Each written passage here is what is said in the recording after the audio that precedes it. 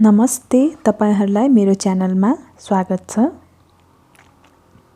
आज म यस च्यानलमा डल्ले च्याउ पकाउन गइरहेकी छु। मैले यसरी बजारबाट डल्ले च्याउ किनेर ल्याएकी छु। अब यो डल्ले च्याउलाई मैले यसरी पखालेर एउटा भाँडामा राखिसके। र यो डल्ले च्याउलाई अब म यस्तो शेपमा कट गरिसके। एउटा च्याउलाई हामीले 3 पिससम्म कट गर्न सक्छौं। पकाउनका लागि मैले तेल लिएकी छु, तेजपत्ता र खुर्सानी। खुर्सानी तपाईले आफ्नो स्वाद अनुसार लिन सक्नुहुन्छ। र यसरी एउटा प्याजलाई काटेर राखेकी छु। अदुवा र लसुनको पेस्ट बनाएर राखेकी छु।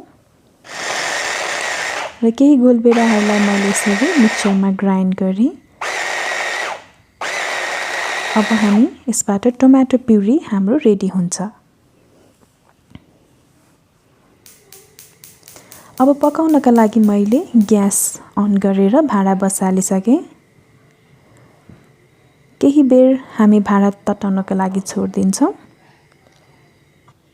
भाँडा तातिसकेपछि हामी यसरी बिस्तारै तेल हाल्छौं।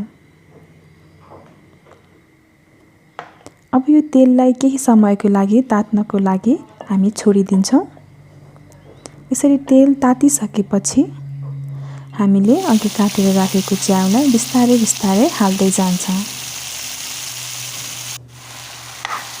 अब यो च्याउलाई बिस्तारै चलाउँदै जान्छौं। यो फ्राई हुँदै गइसकेपछि यसबाट पानी निस्किन थाल्छ र हामी यसलाई अब पानी नसकुन्जेल पकाउँछौं। यसरी पानी नसकुन्जेल हामी पकाउँछौं यसलाई र पाकिसकेपछि हामीले यसलाई निकालेर एउटा छुट्टै भाँडामा राख्छौं।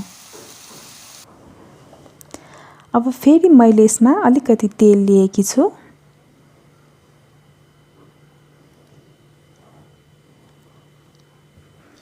अब यसमा मैले अघिको खुर्सानीलाई काटेर हालेकी छु।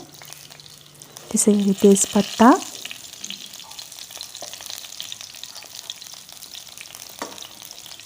अब यसलाई हामी मजाले चलाउँदै जान्छौं।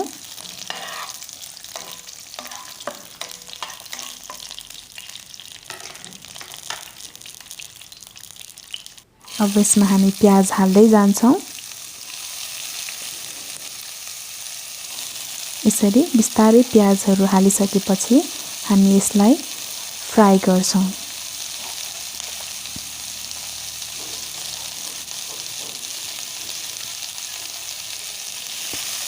अब यो प्याजलाई हामी यसरी चलाउँदै जान्छौं र रातो नहुन्जेलसम्मको लागि पकाउँछौं।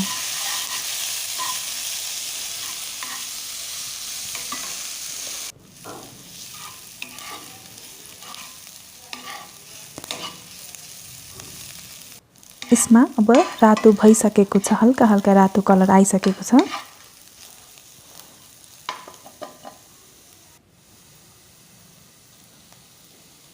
यसरी रातो भइसकेपछि हामी अघिको अदुवा र लसुनको पेस्टलाई पनि यसै गरी मजाले फ्राई गर्छौं र बिस्तारै चलाउँदै जान्छौं।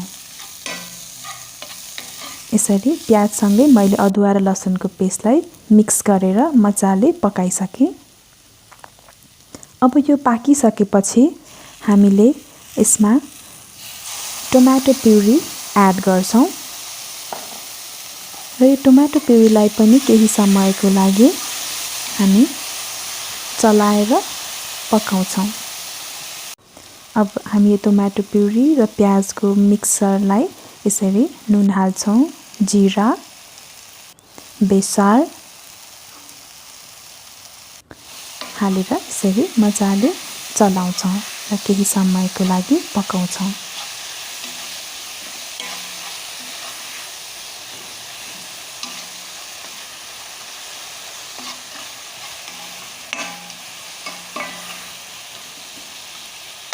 यसरी कलर पनि राम्रो आइसकेको छ र यसरी यो कलर आइसकेपछि हामी यसमा अघिको मसरुमलाई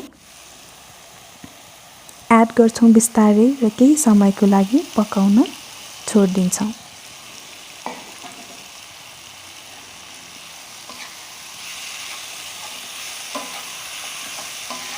अब यो मसरुम हालिसकेपछि हामी अघिको मिक्सचरमा फेरि यसलाई मिक्स गर्छौं।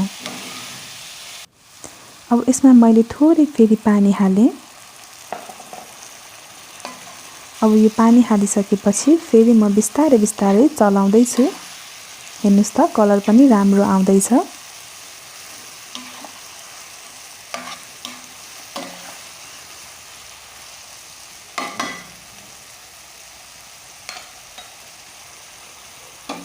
र यसलाई म अब केही समय छोपेर पकाउँछु। अब यो चाउ लगभग हाम्रो रेडी भइसकेको छ। हेर्नुस् त कलर पनि कति राम्रो आइसकेको छ र यसमा मैले थोरै धनियाको पत्ताहरू मिक्स गरिदिएकी छु। अब यसरी हाम्रो च्याउ रेडी हुन्छ।